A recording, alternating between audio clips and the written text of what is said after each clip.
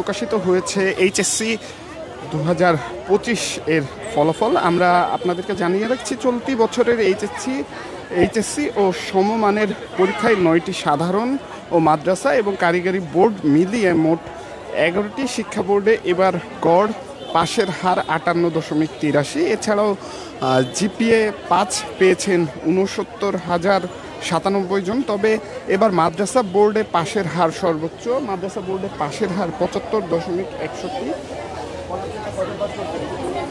আজ বৃহস্পতিবার সকাল 10টায় স্ব শিক্ষা প্রতিষ্ঠান এবং ওয়েবসাইটে একযোগে এই ফলাফল প্রকাশ করা হয়। প্রকাশিত ফল অনুযায়ী এবছর ঢাকা শিক্ষা বোর্ডে পাশের হার 64.82, চট্টগ্রাম শিক্ষা বোর্ডে পাশের হার 52.57, এছাড়া কুমিল্লা বোর্ডে পাশের হার 48.86। এই বছর এই বোর্ডে জিপিএ 5 পেয়েছে 2,707 জন।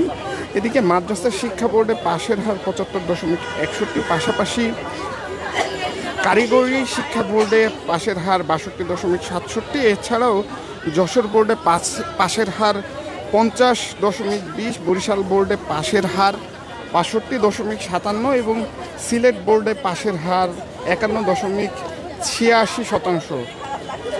অন্যদিকে চলতি বছর বরিশাল বোর্ডে পাশের হার 62.57, এছাড়া ময়মনসিংহ বোর্ডে পাশের হার 51.54। এবং আমরা দেখছি ফল প্রকাশের পরে ভিকারুন্নেসায় শিক্ষার্থীদের মাঝে কিন্তু উচ্ছ্বাস আমরা দেখছি, এবং এই ফল প্রকাশ হওয়ার পরেই কিন্তু শিক্ষার্থীরা আনন্দে ভেসে উঠছেন। এমন দৃশ্য কিন্তু এই সকাল থেকেই ভিকারুন্নেসা নুন স্কুলে দেখা গিয়েছে। বিভিন্ন শিক্ষার্থীরা কিন্তু তাদের যে অভিভাবকদের নিয়েই কিন্তু এখানে উপস্থিত হচ্ছেন। আমরা আপনাদেরকে সেই দৃশ্যই দেখানোর চেষ্টা করছি।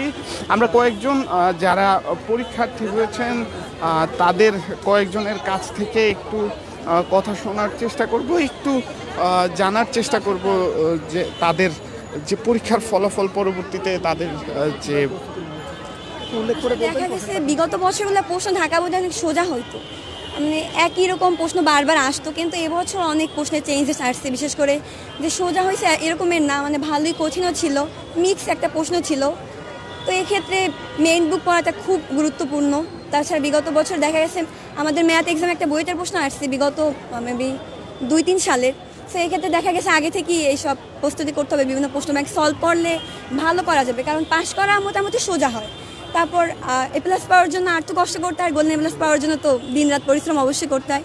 তো মেইন বুক বারবার পড়তে হবে, বিগত বছর প্রশ্ন বারবার সলভ করতে হবে। এইটাই মেইন বুক পড়লে তো আপনার অ্যাডমিশনে পড়া হয়ে যাইতেছে, তো এক কাজে দুইটা আগাই যাইতেছে। এটা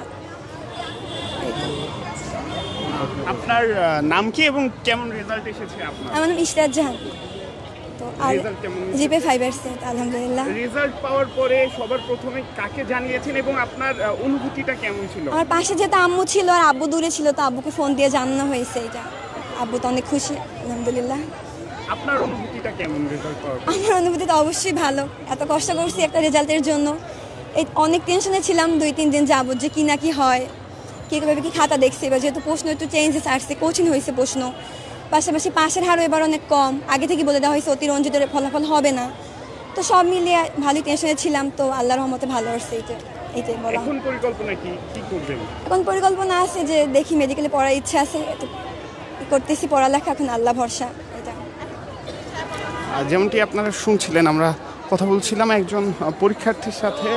আমরা দেখছি পরীক্ষার্থীরা কিন্তু তাদের ভিকারুন্নেসা স্কুলের যে বোর্ড ফলাফলের যে বোর্ড, সেই বোর্ড ঘিরে কিন্তু একটি জটলা আমরা দেখছি। অর্থাৎ শিক্ষার্থীরা এখানে এসে আনন্দ উল্লাস করছে, সেটি আপনাদেরকে দেখানোর চেষ্টা করব।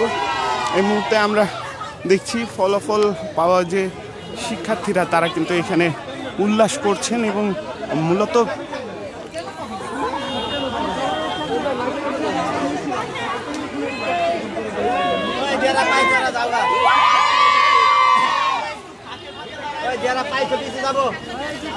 সেটি আপনাদেরকে দেখানোর চেষ্টা করছিলাম। এখানে ভিকারুন্নেসা স্কুলের ফলাফল প্রকাশিত হয়েছে, সেই ফলাফলের একটি বোর্ড কিন্তু এখানে রয়েছে, এবং আমরা দেখছি এই মুহূর্তে স্কুল জুড়ে একটি উচ্ছ্বাসমুখর পরিবেশ সৃষ্টি হয়েছে এবং এতক্ষণ আমি আপনাদেরকে এইচএসসি পরীক্ষা 2025-এর ফলাফল এর সর্বশেষ জানানোর চেষ্টা করছিলাম ভিকারুননিসা নূন স্কুল থেকে।